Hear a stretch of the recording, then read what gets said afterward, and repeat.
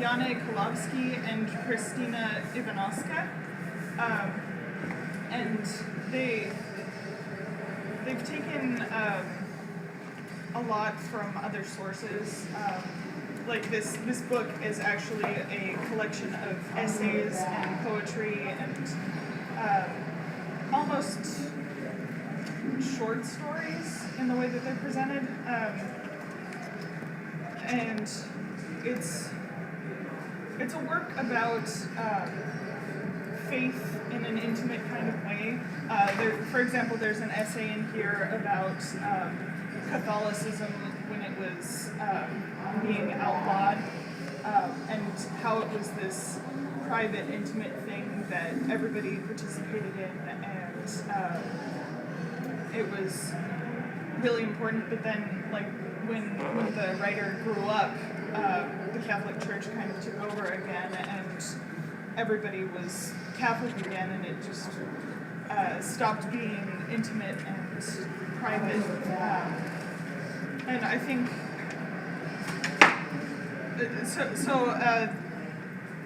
there's a lot of text in the piece, which is, I think, initially what drew me to it, because I use a lot of text in my own work, and I found what was written on the walls to be really intriguing. It's supposed to make you think about your relationship with faith, or with how you approach the world, and how you are connected with the world and with faith. And it's not necessarily just about your relationship with God, but your relationship with everyone. And like there are letters on the wall from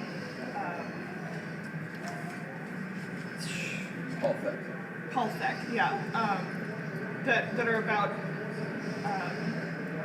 They're in dialogue with galleries, and it's about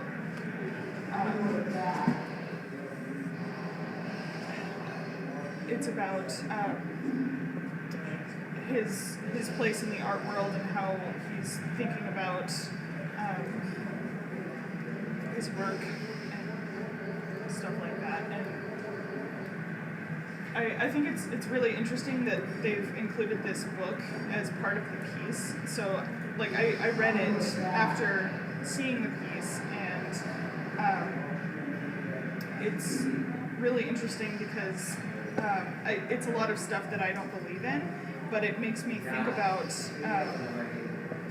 all these different ways that people approach faith, and they're thinking about it too. Like they even have essays written by atheists in here, and there's this. So what makes this particularly successful to you? Okay. As a pavilion, as a piece? I think that it's this intimate space where you do think about your place in the world and your place in relation to other people and to God, and like there's this picture in here that says, you know that I love you, you know I don't care, you know that I see you, you know I'm not there.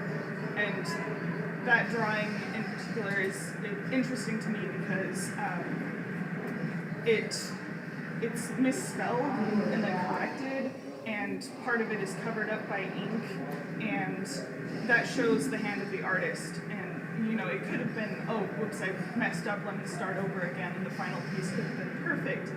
But it's important that the hand of the artist is shown because it's an individual speaking, and it could be interpreted in two ways. It could be you reading it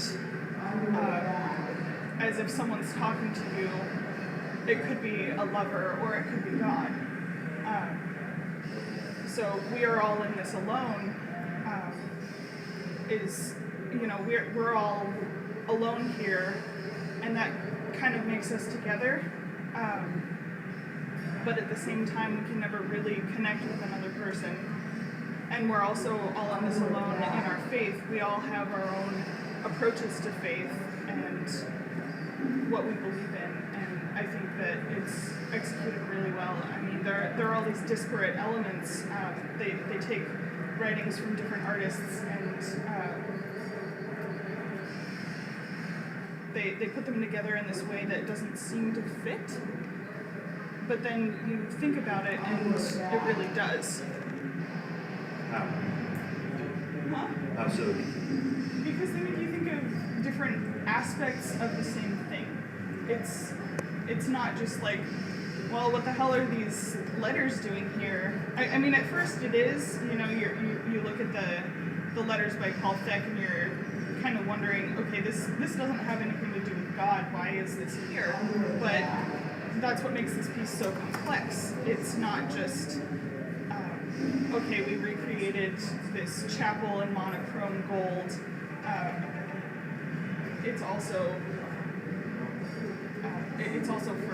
for atheists. I think it's. Do you think it's maybe about art making too, and a kind of loneliness or a need to embrace that uncertainty in that process as well? I mean, it's almost like this plenty joke where Harold Zeman, who was an extremely influential curator, instead of having notes back and forth between a priest and a bishop about some theological issues, instead it's like, we got word from God that you can't leave this staff here.